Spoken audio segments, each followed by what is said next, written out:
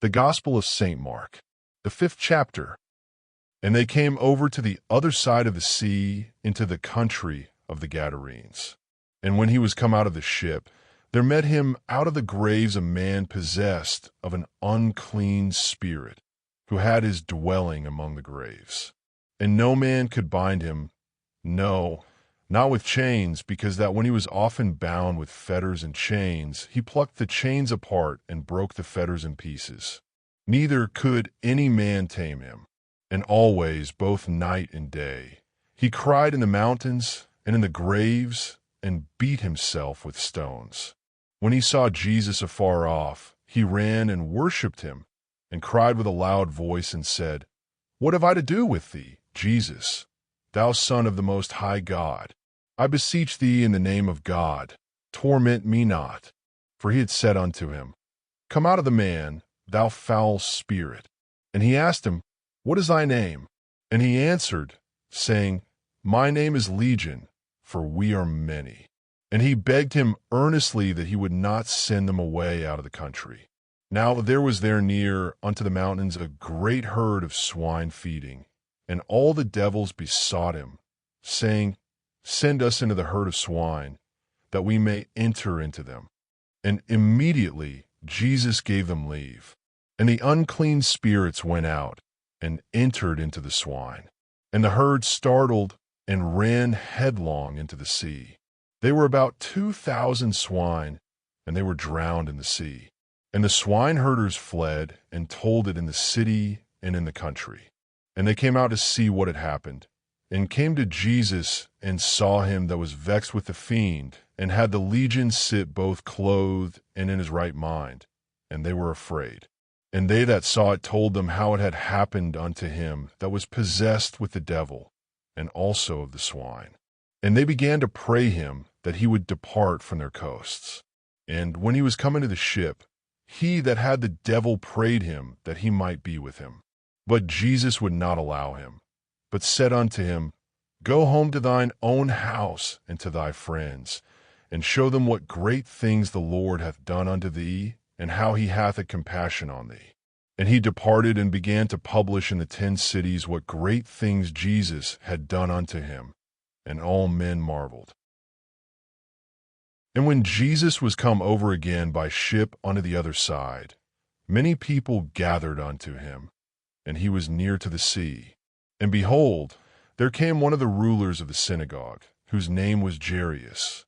And when he saw him, he fell down at his feet and begged him greatly, saying, My daughter lies at the point of death. I pray thee, come and lay thy hand on her, that she may be saved and live.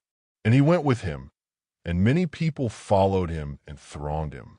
And there was a certain woman who had suffered from an issue of blood for 12 years, and had suffered many things from many physicians, and had spent all that she had, and felt no improvement at all, but rather grew worse and worse.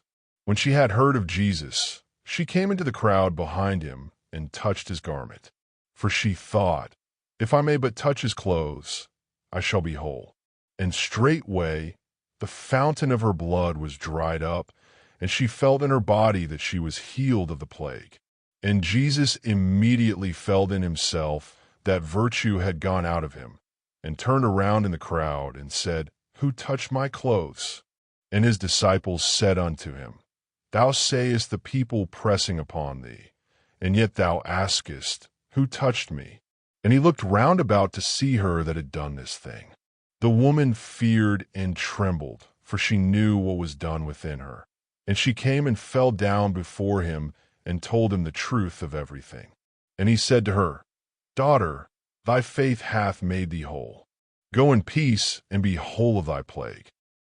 While he yet spoke, there came from the ruler of the synagogue's house certain ones who said, Thy daughter is dead. Why trouble thou the master any further? As soon as Jesus heard that word spoken, he said unto the ruler of the synagogue, Be not afraid, only believe. And he allowed no man to follow him except Peter, James, and John, the brother of James. And he came unto the house of the ruler of the synagogue, and saw the great commotion, and them that wept and wailed greatly. And he went in and said unto them, Why make ye this ado and weep? The maiden is not dead, but sleepeth. And they laughed him to scorn. Then he put them all out, and took the father and the mother of the maiden and them that were with him, and entered in where the maiden lay. He took the maiden by the hand, and said unto her, Talitha cumi, which is by interpretation, Maid, I say unto thee, arise. And straightway the maiden arose and walked, for she was of the age of 12 years. And they were astonished at it beyond measure. And he strictly charged them that no man should know of it, and commanded that she should be given something to eat. William Tyndale's 1526 translation of Mark 5 reflects the English of his time, with differences in spelling, grammar, and word usage. Spelling was not yet standardized, so many words appear in unfamiliar forms. One common feature is the replacement of the Old English letter thorn with the letter Y in print, leading to words like ye, where we would expect, unlike in Shakespearean English, where ye is often a plural form of you, in Tyndale's time, ye could simply mean the, depending on context. Early modern English still distinguished between singular and plural forms of you. That was singular, while ye or you were plural, though this distinction was beginning to fade. Tyndale also preserves transliterations of Hebrew, Greek, and Latin words rather than translating them fully. For example, legion remains in its Latin form, referring to a Roman military unit, and Talitha cumi is left in its original Aramaic, meaning little girl, I say unto thee, arise. His phrase, virtue proceeded out of him, reflects the Greek dynamis, meaning power, though virtue in Tyndale's time suggested divine strength rather than moral goodness. Despite these differences, Tyndale's translation remains remarkably clear. His direct language shaped later English Bible translations, particularly the King James Version. Though some words and structures have changed, his work still speaks powerfully today, offering a glimpse into both early English and the roots of modern biblical translation.